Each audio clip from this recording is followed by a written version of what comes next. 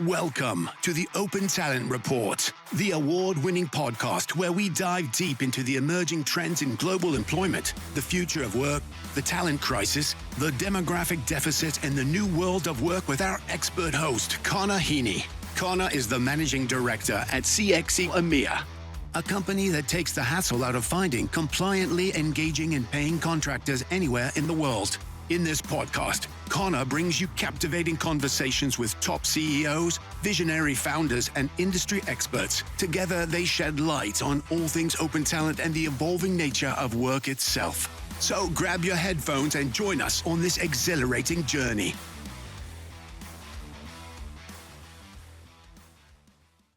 Hello and welcome to this week's show where I'm delighted to be joined by Kyle Smith, who is the product leader at Out of Office, a platform we're about to hear about today. I'm really excited to have Kyle on the show. I've known Kyle, we're just talking about this the other day, for over 2 years now. And he's a real visionary when it comes to borderless working, talent community, and the platformization of work. So, Kyle, a warm welcome to the show. How are you doing today, mate? Hey, Connor. Yeah, doing well, mate. Thanks. Yeah, glad to be here. Excellent. Well, Kyle, we'll get to it. So, Kyle, what was your journey to becoming the product leader at Out of Office? The sort of pop quiz history of Kyle. Yeah, no, you're problem. So I suppose my path to remote work probably wasn't in a straight line. I studied journalism and then moved into recruitment after that. And that's where I really started to notice the flaws in how hiring was done, right? In recruitment, we were constantly told the local talent was the best talent. But simply, it's not true. You know, there's people based all over the world, incredible candidates that are being overlooked just because they live in the wrong city, or they don't fit that traditional hiring model that people have got in their mind. And I think for me, I just saw companies struggling to find those people, not because they didn't exist, they didn't know where to look. They were looking in the wrong places, and I think that's what led me to Out of Office. The vision there was, let's do things differently. And put candidates first and build a true community-driven approach around that, and try and help communities hire the best people, and companies hire the best people, and based that on skill, not location of that individual. And I think for me, just what's really rewarding about it is being able to truly help these individuals, right? We're giving people the chance to work on a global scale. That may mean that they get to increase their salary, that they get to work remotely and maybe work from anywhere in the world. And the fact that we can give that to people is awesome. Yeah, it's pretty cool, and I can't wait to hear a bit more about that in a few minutes, Kyle. So, Kyle, I'm always interested when I hear our guests' history.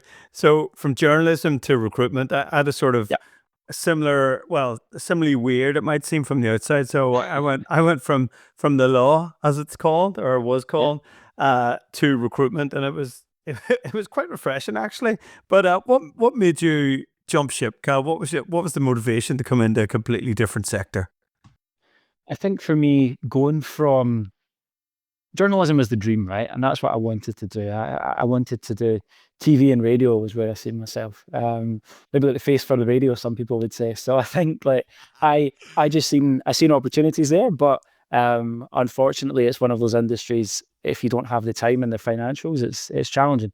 So at that point, I was actually working in sales. I worked in Phones for You, which is no longer a thing. And then landed in recruitment after Phones for You. And that was simply, I need a job. I've left uni. What do I do? And I think there was elements of it I really enjoyed, but at the same time, you just see it could be done better. I don't think people were being treated right. And I don't think that's a one recruitment company problem. I think that's a larger industry issue that a lot of companies are trying to improve and do differently, but I think there's many ways it can be done better. And then that kind of landed me in product. Again, I landed in product. I didn't necessarily even know it was a thing or a space. I just seen challenges.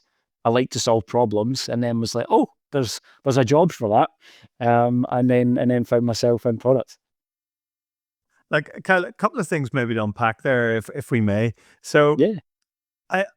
When I went into the recruitment sector, I just thought it was completely insane, because Well, it was like a sales culture that I'd never really experienced. Law is quite sedate. Of course, it's competitive. You're competing with your peers and colleagues, but it's collegiate competitiveness, Yeah. right? It's not outwardly. It's not like banging your chest saying I'm the best bloody Yes. lawyer.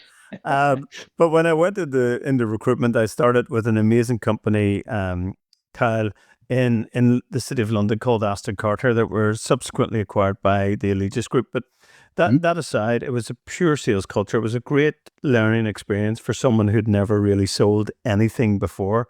And Mhm. I really enjoyed learning how to sell and how to proposition and hopefully how to communicate. But to your point, it did strike me that it was quite an inefficient process because recruiters are essentially brokers, right?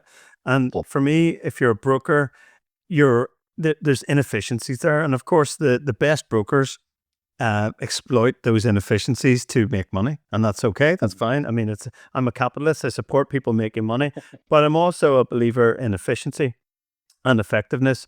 And it struck me at the time, and this is nearly 20 years ago at this point, Cal, that it was quite an inefficient way to actually find the best talent. And a lot of times, like we were going beyond the borders of Ireland and UK, maybe into Germany and Netherlands, but that was really the extent of it. You weren't going down into yeah. India, you weren't going into Africa and places like that. So I always felt that recruitment was ripe for disintermediation, and I think we're starting to see that over the last number of years. And I feel and there's some evidence to support this that it's actually accelerating that Mhm. disintermediation, that reliance on technology. So I agree with you, but just coming on to the product side of stuff, Yeah. product side of your career.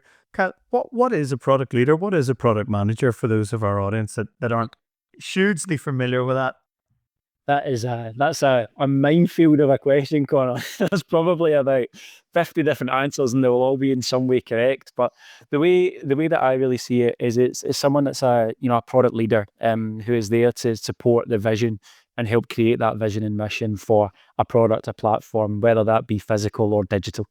It's about how you can create something that your customers truly are looking for, and supporting the business leaders to create something that's unique, and can create a gap in the market to be able to provide that to people that are out there. I think a huge amount of it is simply firefighting. I think there's always a lot of firefighting, but it's about thinking on your feet and being a storyteller, first and foremost, I think, but also being that problem solver, and being able to take information that is quite technical, whether that be sales, marketing, development, and put that in layman's terms, and put that as something that can be shared on a global level. Bring that all together and then try and house it and develop something and progress forward with it. And I think once you're in it, that's this first step, right? You get the thing. But it's about constantly working on that thing and never being happy with the status quo, and always looking to evolve and find alternative solutions to what you do. And I think it's really important to, as a product manager for me anyway, to always be agile, and recognize your errors and your mistakes and where your qualities don't lie, right? I think a lot of people say with a product manager, you're kind of like a jack of all trades in a sense. You're doing bits of everything and supporting everybody, but it's surrounding yourself with the right people, as all business leaders do. Surround yourself with people that can accomplish what maybe you can't at the best of your ability, and working with those individuals to achieve your goals. That's great, Kaz. Thanks. That was more for the benefit of our audience that might not be familiar with that specific role. So, Kyle, just coming on to out of office, Yeah. in its simplest terms, what are the problems and challenges that the community and the platform that you've built solve for? So if we start with the community, and then we can move on to companies, because ultimately we are B2B and B2C. But if we start with the community, we remote working, global working is becoming more and more of a commonality, right? But so many businesses say, "Oh yeah, we do remote work," but then when you ask them, "What is it that you do that's remote?" and the answers maybe aren't always the same. I think a lot of people have got a difference of opinion on what being a truly remote worker means, whether that's hybrid, whether that's in country, or whether that's what I envision as truly remote, when you could be on the other side of the world and still do that job for that client. And for us, with our members, it's about how can we open those opportunities and open that window that they maybe don't necessarily know how to open in the first instance. If we've got talent that exists in India, as an example, use that example because it really is, it's a tech hub on a global stage. And it's helping those individuals recognize their abilities, recognize their skills, and help them be recognized on that global stage. So many businesses are still looking local first and foremost. And it's not even necessarily just down to cost. Yes, okay, hiring in somewhere like India is likely going to save you money, but you can find the same skill set, if not better, overseas as well. And if we take AI as an example of that, the vast majority of the global talent within the AI stage is in India. So as a company, why would you not utilize that skill set if it exists somewhere else? I think for our members as well, we don't want to be, we're not a recruitment company, right? That's not what we want to be. We want to be we're a community driven platform. And for us, the community comes first. The members come first. If they don't exist, doesn't matter how many jobs exist. The skills aren't there. And that's a big problem. There's a skill shortage, and the world is trying to do what they can to fix that. And we would be happy to be involved in that in whatever way we can. But it's about how we can manage to support those individuals to have a better life as well as work. Now, we all work more than we live outside of those hours, right? So it's so important that we love what we do and we get the best opportunities to do something that we love. And that might not be in a 30-mile radius from your home address. So why put that barrier up for people? I I agree. mean, Cal, I just wanted to ask a question.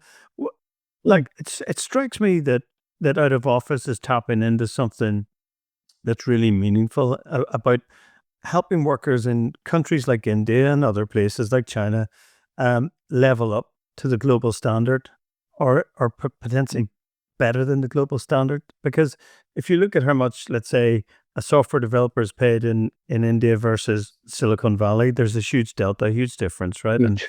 And we don't set the market price or anything like that. That's just the nature of the way it is. But I think the Yeah. beauty of your platform out of office, Kyle, is that it can seek to really bring those workers up to standard, right? And it can improve their standard of living and their earning potential, and I can benefit their community, which I think is really admirable. But the other point that you make around that local hiring piece, in my view, that's going to diminish for a really simple reason, because there's a demographic challenge or deficit or drought in most Western labor markets, specifically in the European Union and specifically in the United States. And over, let's say, a 50 to 60 year period, not enough people have been produced to go into the labor market, which is a rather weird way of looking at things, but that's the actual fact, right? That's borne out by statistics.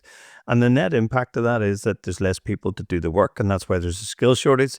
Then you layer COVID on top, and that took, unfortunately, millions out of the workplace that either unfortunately killed them or it made them unable to work on a long-term basis. Then you layer over that immigration restrictions and rules and regulations, and a lot of countries said, hey, listen, you're not coming in. We don't want you, right? So you've got these three forces, right, that are really having an impact on that ability to hire local, because that talent doesn't exist. And if it does exist, it's hard already. So you're here, they're in a job and they're bloody doing well for themselves, and good on them, right? I mean, they've got the skills to pay the bills. So it strikes me that the out of office platform, Kyle, is really tapping into a trend that is inescapable and unavoidable, and that your platform is in the right place at the right time. Would that be a fair description in your view, Cal? Yeah, I would say so. Yeah, definitely. And I think, it's when it comes to the local talent, and as you said, they're probably already in jobs. If we take somewhere, closer to home, let's take Dublin as an example, right? You've got a city there that is huge in technology, and it's kind of became a bit of a European hub for tech startups or tech enterprise businesses. Which then means that the local market is just astronomical on the costs to be able to hire that talent, because people have choice, right? You can work for Google, you can work for TikTok, you can work for a tech startup, Indeed, whoever it might be, LinkedIn. There's so many huge opportunities that exist just in one city like Dublin. So if you are a startup business within that city, how are you supposed to get the best local talent? You cannot compete with these enterprise organizations. You simply can't. So you have to be willing to look overseas to find that talent. And if you can find the best talent at a cheaper cost, it's a bit of a cheat code. Yeah, it is. I kind of rudely interrupted, but I just wanted to understand, was that part of the rationale for the platform? And do you see that as a problem that you're solving for? And it sounds like the answer to that is yes. But Yeah, Cal, definitely. yeah, good. Cal, back to you. Sorry, I think you're going to come on to the community and piece of your platform. Yeah, so for the community side as well, what we're really trying to do is, look, remote work's fantastic. I'm here to advocate for it, of course. But it comes with its challenges, right? We were all flung into the remote work way of life. Thankfully and fortunately, I was in a remote role before COVID. So everybody just tagged along with what I was already doing. But it's a really still a very fresh and new way of working. And I think especially across certain cultures. Again, if we take a lot of our APAC region, a lot of people culturally are used to working in permanent positions, and working in that gig, long-term contract, short-term contract approach is very new and fresh, and honestly, a little bit scary because they feel as though they're losing that job security, and they don't feel like they'll get looked after in the way they would as a permanent member of staff. So I think it's about how we can support these regions and individuals to understand what this does look like, why it is the right approach, and why we can support you to get the most out of that. But taking the work side out of the equation, right? But a big part of working remotely is balance. It's the balance between work and life, and there are challenges where those lines become more blurred because you work where you live. I'm fortunate enough to have a bit of a space, but some people, their dining room table's their office, and it's also where they eat their dinner. So there's challenges to try and combat that. But we've got several partners in our platform as well that are mental health and physical health, co-working spaces, life insurance brands, all these types of brands in order to try and support people to find that balance. And if you're struggling with that balance, there's people to speak to. There's things that you can do to improve that. Being a remote worker it's isolating sometimes. Even if you're part of a global organization and you've got lots of people you can speak to, most of them are from here up, so speaking to real people is a bit more challenging. And I think it's really important for people to try and find a way to still hold on to that community, and to get that feeling of community. I think community is something that it's a buzzword nowadays, but I think it's dying in the sense of what I see a community as. And for me, a community is a friendly neighbor, is somebody who's there to help when you need that support. You don't always need them, but if you do need them, they're there for you. And not what influencers say as a community because they send out, a mailing list to people and that's a community. It's not. We want people to truly feel like they're part of something. And then how that reflects across to companies is really the same, but in reverse, right? We're just flipping that where we can say to these businesses that maybe have concerns or hesitancies over hiring on a global stage, firstly because tax compliance, payroll, etc. That CXC's bag, right? We can support there. We can, you can help there and do that bit. But it's the other side of things as well, where well, can I trust somebody that lives on the other side of the world? Do they have the skill set to do what I need them to do? And what does any of that look like? And that's really what we're trying to do here is put that verification in place, build that trust, help people bridge that gap, and recognize what's available on that global stage, and do it all in a transparent and honest way. There's no lines to blur. Let's just be honest. Let's be clear. Let's work collaboratively as a group to be able to improve how people work, for the long term. Yeah, I think one of the things that I love about the out of office platform, actually, there's probably two things. I think the first one is that transparency piece, Cal. And if I could expand further what I mean by that, a lot of platforms, in my view, wrongly and probably non-compliantly charge their workers to work, right? For me, there's a whole host of compliance related and risk problems there, and I think that's one of the great things about out of office is that transparency, right? The workers that are the workers that are in the community don't pay to play, right? And I think that's to the credit of you, Ken, and your team at out of office. I think that's something really important to mention. But the second thing on platforms, Kyle, and I wanted to get your take on this because it's been a problem for, I think, nearly all of them, is what I would describe as the utilization problem. So if you look at Freelancer and Upwork, which are two of the largest platforms for a whole host of workers, but largely independent or gig workers that are either doing tasks, projects, or deliverables, is that there's a very small amount of those workers that are truly and fully utilized. I think it's less than 10% actually from memory.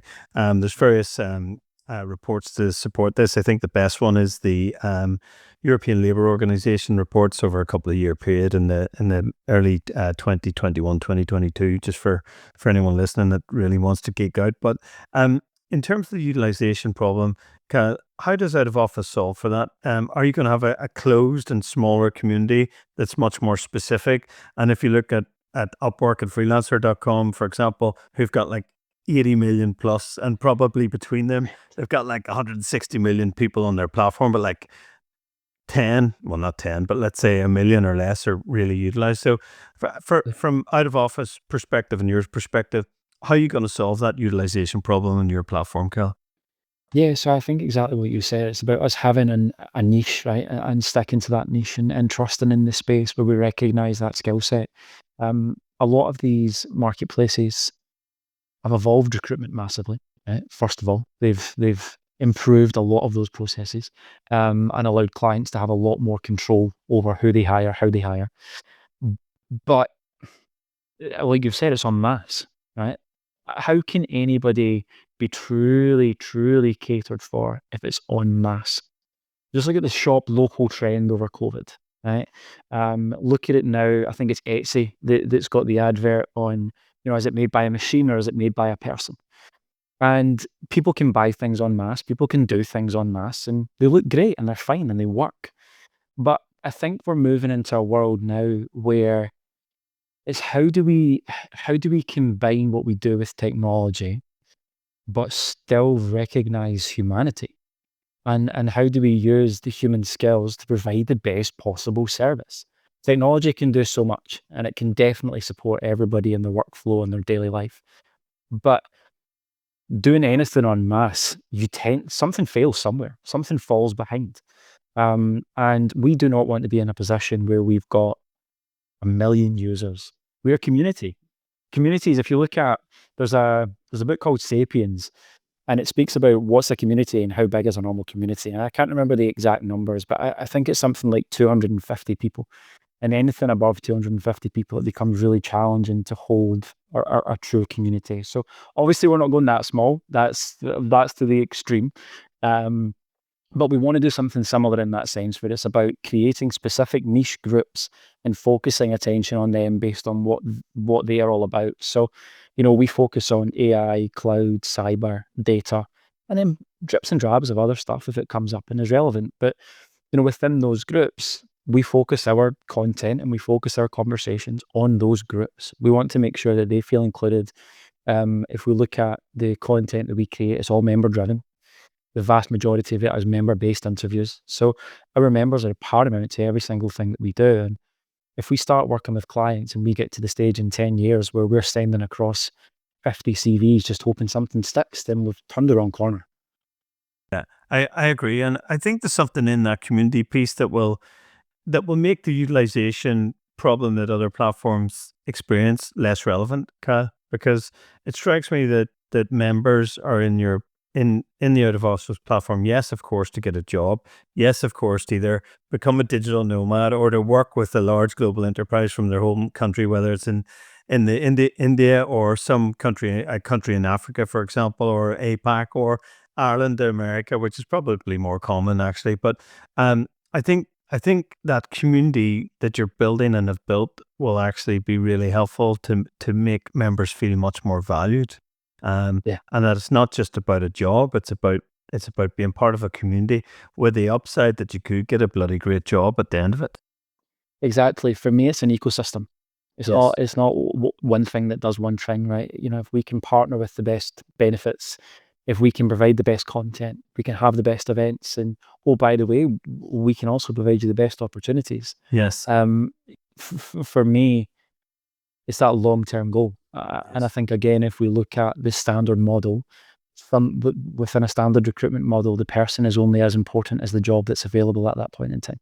Yeah. And once that person's been placed, they're forgotten about. If that person isn't right for that job, they're forgotten about. And to be honest, the same for the client, right? If they're not making lots of money from it, they forget they exist. So I think for us, it's about personal touch and being human, and sticking to that individual and help and support that person through whatever it is they're going through, and provide them with that balance, and utilizing our partners to support that person, and again, whatever personal things they're going through. But also, we want to market our people, right? We want to be like a sports agent for our members, where if you're the Cristiano Ronaldo of out of office, then let's take you to market. Let's try and support you in finding the best opportunity based on the skill sets, the experience, and the wants that you have. Again, I just want to clarify on that. We're not going to throw your CV and see where it sticks, right? That's the old way, not the out of office way. The out of office way is about how we can build a marketing experience for you as an individual to support you in finding that job that you've dreamed of having, and living that life that you've always wanted to. Yeah. And further help the worker or the community member, Kyle, to probably give it its right description, or the worker the right description.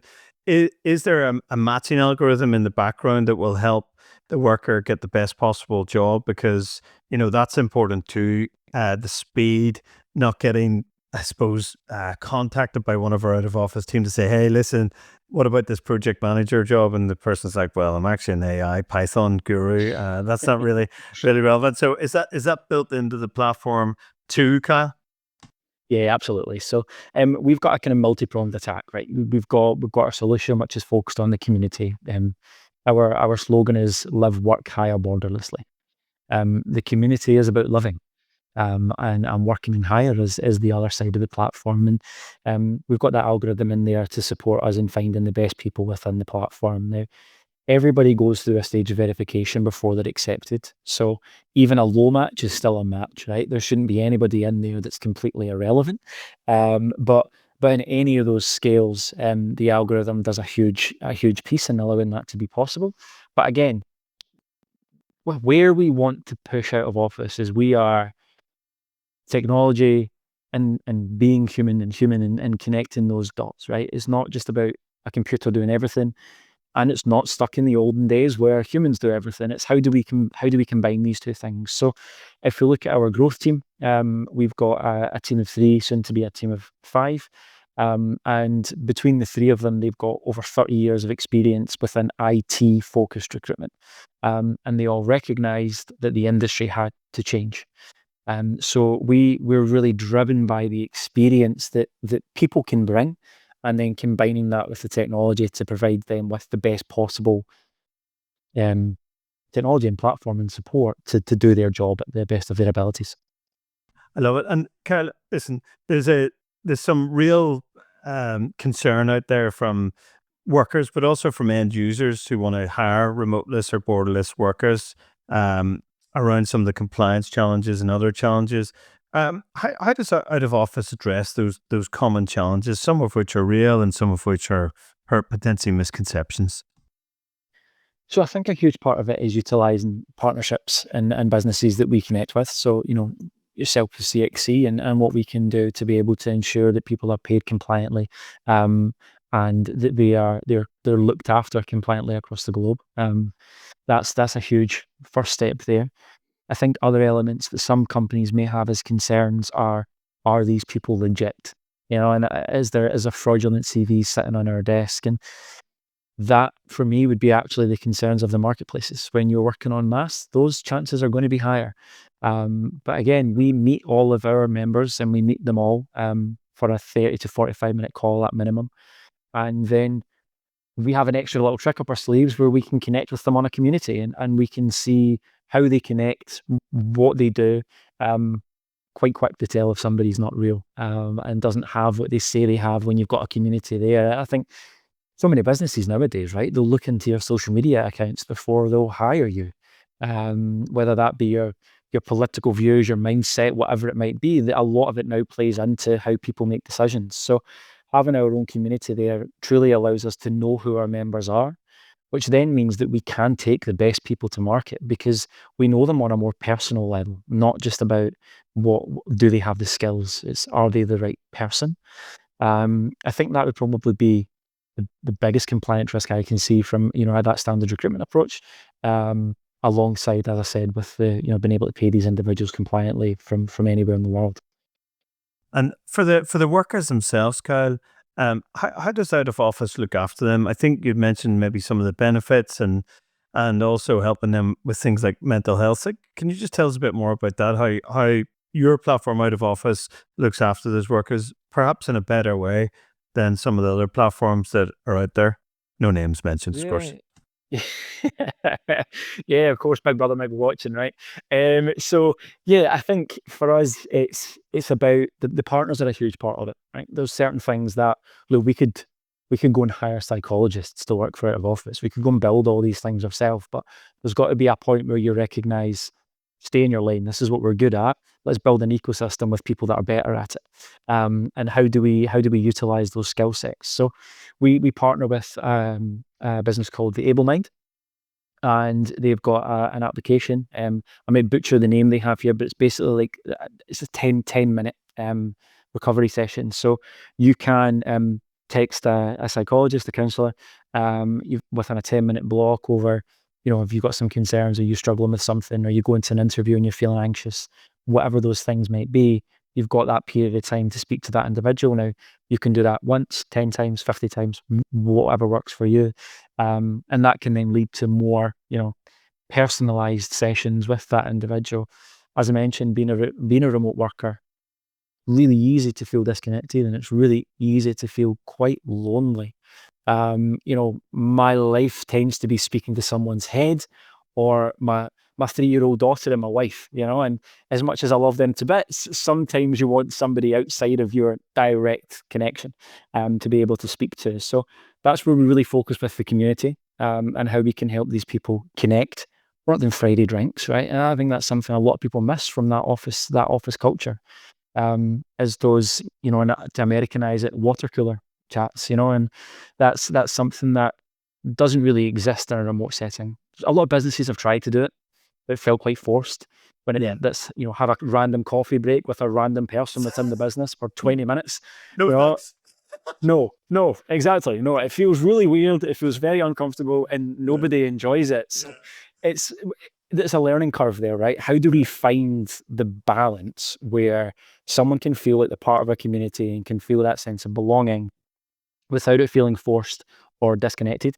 Yeah. And I think a huge part of that is about how can we help, and meaning that in the most sincere possible way. Is it helping you find a role? Fantastic, we can do that. Is it that you're struggling with something else? Can we pass you on to a partner that can support you there? Are you trying to learn a new coding language because you want to be able to increase your skill set? Okay, let's see if we can find a course that we can put you on and support you on that journey. Yes. We've got a longer term goal of how can we support the skill shortage and help bring people into the industry. And the reason I mention that as part of that kind of community wellbeing piece is digitization across the world means a loss of jobs. Right? Yeah. We all are very aware that AI is making that more and more apparent. But for the jobs it loses, it's gaining a lot as well, because people need the skill sets to be able to utilize these technologies and help them grow and develop and build. And if we can support, whether that's partnering with educational bodies, or third sector partners, to be able to help these people gain those skill sets, gain those opportunities to then get a place within this market, then one, that's fantastic for the industry because people are coming through, but two, it's giving people the opportunity to learn a new skill and move with the times and not get lost or get left behind when technology, as it is, slowly is starting to take certain jobs away. Yeah, I agree with your analysis there, Kat. Just going back to the remote work piece specifically. So I think the 2020. So this is my 12th year of working remotely, and I remember when I started dabbling with it in 2011, 2012, 2013.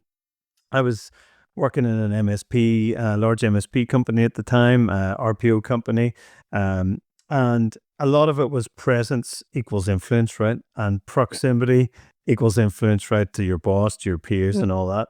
And then when I started working remotely, I was like, it doesn't matter where I am, right? Don't judge me on where I am, but judge me on what I'm doing, on what I'm achieving, and how effective I am.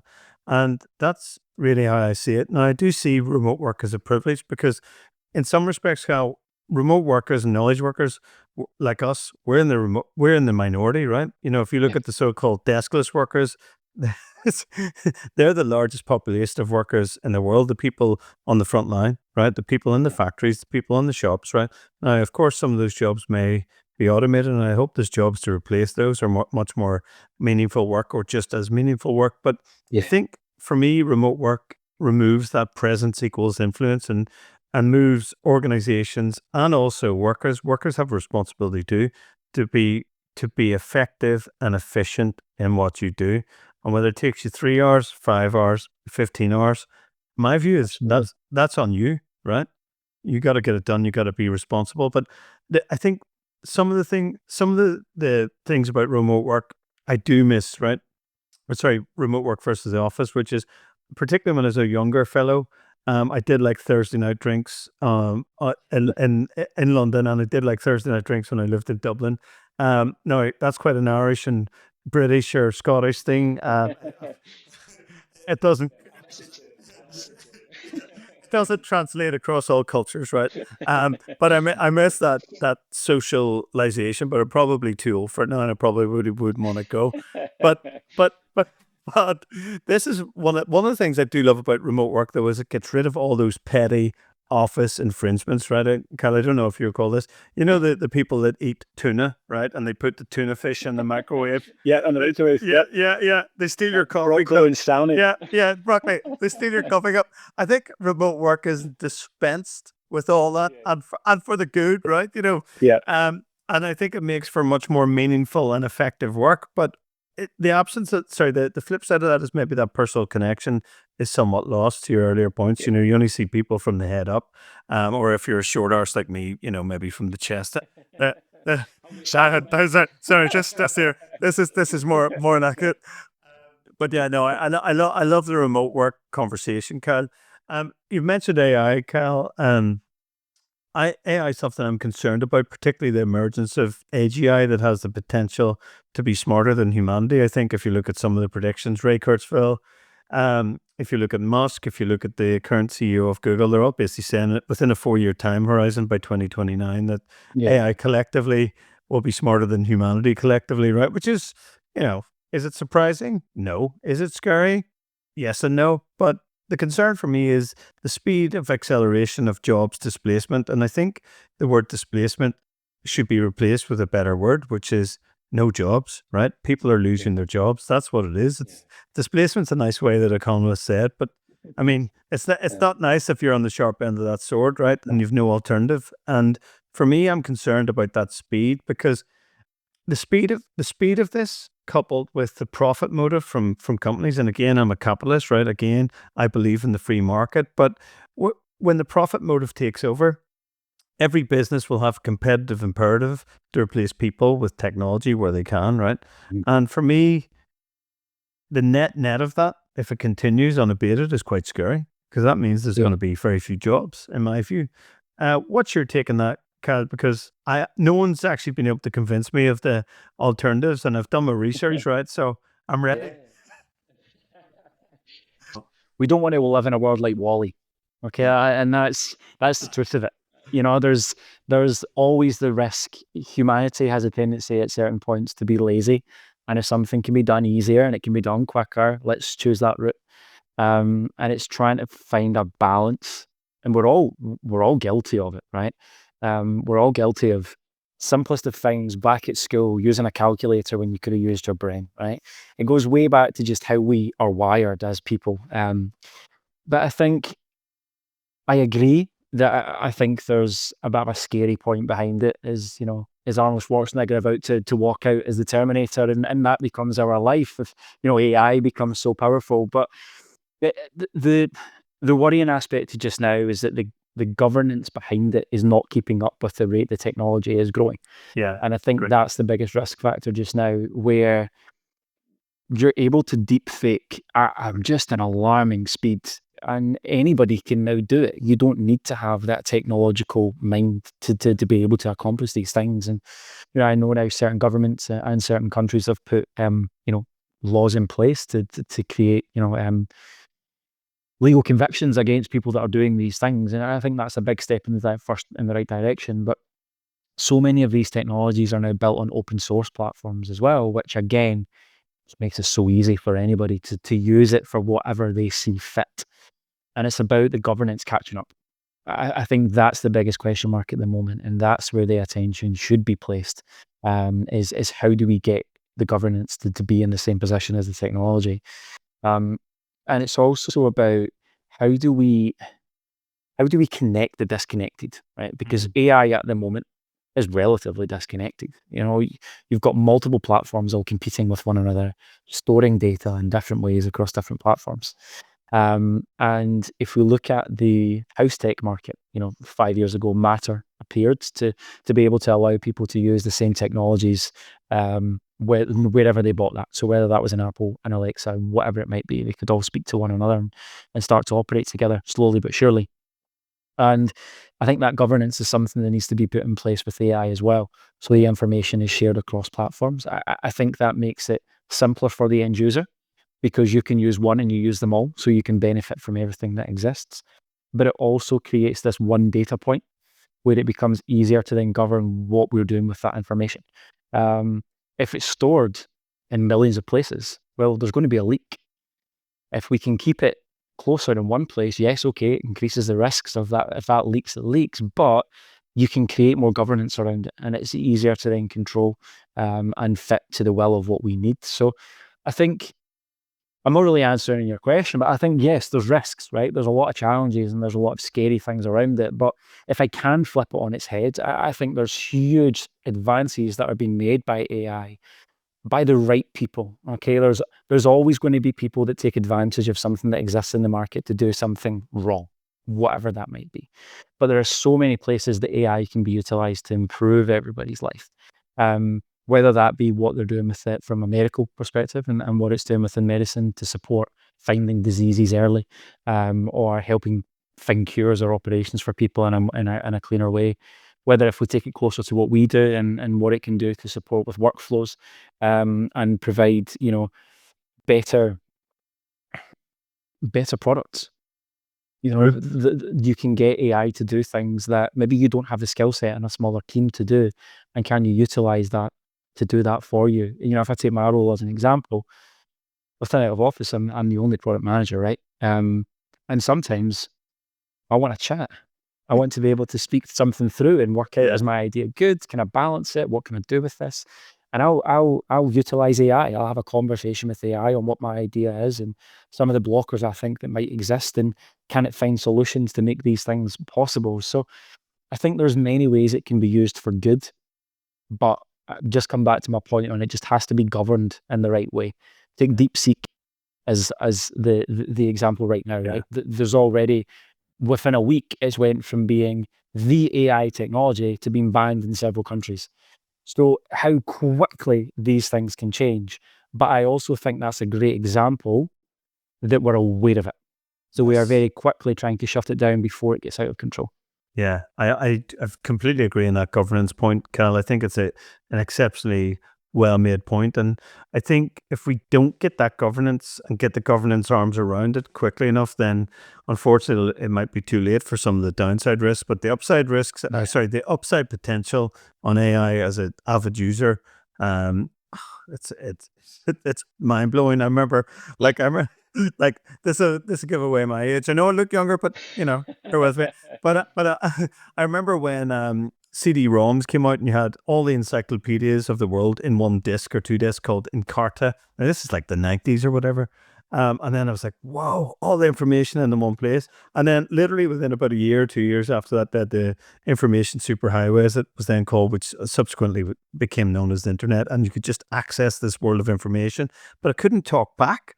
And then when you fast forward to AI and you're having conversations with a bloody machine and it's giving you really good advice, like it's mind blowing. And the possibilities that can emerge from that and are emerging from that are equally mind blowing. But it's about keeping that in check so that it doesn't consume us, right? I think that's my It's all in fundamental balance. concern. That's Everything, it. as my mum would always say, everything is in balance. You can have a bit of chocolate, but have a banana too.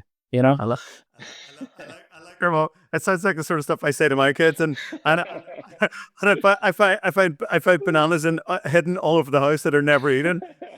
But anyway, Kyle, if we can, maybe I'd like to finish with a question that we ask all of our guests on the show, which I'm always fascinated by the answers, Kyle, and the question is this: what if any is your predictions for the future of work, Kyle? I think the future of work is definitely about global hiring. You know, it's about people looking outside of their 30-mile radius. And it's about recognizing that I think asynchronous work is going to become more and more common and less reliance on real-time meetings, allowing people to work when they are most productive. And it should become, to one of your points earlier, it's less about how many hours you've done and have you accomplished your goals. If you've done everything you need to achieve, then why does it matter in what time frame you've done that? Some people are slower at certain things and some people are faster at certain things. And you shouldn't be held at detriment for doing your job well. You know, if you've done everything you need to accomplish, then fantastic. And it's about having that flexibility. But I think results have to take precedence. I think there has to be more employer support now that the world is starting to change on how can they ensure that their global workers are being looked after and do feel part of the organization. Whether you're a freelancer or a permanent member of staff, I think it's more apparent to freelancers, right? It's quite easy to feel you're just that weird guy in the corner who does something, but you're not really part of the team. And I think, businesses have to do more to include these individuals. That I understand becomes tricky with certain legislations based on regions. You know, if we take IR35 as the example, certain things you can't do in order to make that person feel welcome and part of the team. But it's about that culture, right? That person can still feel culturally connected and in one way, shape or form. So I think that's hugely important. And for me, it's just, it's about bridging the gap that just because you live on the other side of the world, that does not mean you do not have the skill. That does not mean that you're not capable of doing that job. And you should not be not looked down upon, but you shouldn't be questioned because of where you were born. You have the ability to do that job. You are the right person for that job. It fits our mission. You know, we are here to help people live, work, and hire borderlessly, and that shouldn't matter who you are. I think that's a beautiful way to end our show, Kyle. And I think what platforms such as Out of Office do, and this is in a good way, is really shrinking the world to give organizations access to the best available talent at the best available price in the best available market wherever they are. So, Kyle, thanks so much for sharing your story. I've thoroughly enjoyed our conversation. I've loved hearing about Out of Office and the amazing work that you're doing to help level up and solve the talent shortage or the demographic deficit. So, Kyle, for the benefit of our audience, where's the best place that they can come and talk to you or find out more about Out of Office? Yes, you can go to getoutofoffice.com and that will lead you to our website where you can find out a bit more information. There's also a Join Us section there, so you can sign up and then get to speak to our growth team, come into the community and become one of the members. Well, Cal, thanks so much. Wishing you every success and all the Out of Office team, Cal. Great to see you. Thanks for coming on the show, Cal, and we'll see you soon. Thanks very much, Connor. It was great to see you. Thanks very much, mate. Cheers. Thank you for listening to the Open Talent Report with Connor Heaney. If you found this podcast informative and engaging, make sure you subscribe, tell your friends, and follow us on all your favorite streaming platforms.